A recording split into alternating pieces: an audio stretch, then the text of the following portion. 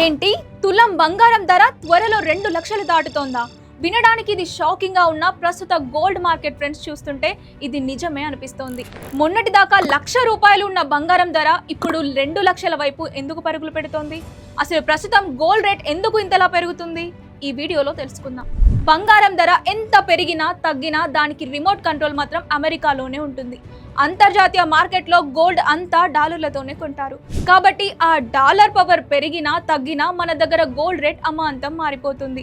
మరో important point, ప్రపంచ దేశాల మధ్య ఉండే ఉద్రిక్తతలు.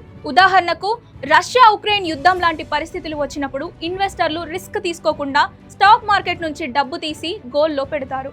అందరూ ఎగబడి కొంటారు కాబట్టి ఆటోమేటిక్ గా డిమాండ్ పెరిగి రేట్ పెరిగిపోతుంది. ఇక నెక్స్ట్ రీజన్ ఏంటి అంటే మనుషులే కాదు, దేశాలు బంగారం కొంటాయి. మన దేశంలో ఆర్బీఐ లాగే ప్రతి దేశానికి ఒక కేంద్ర బ్యాంక్ ఉంటుంది.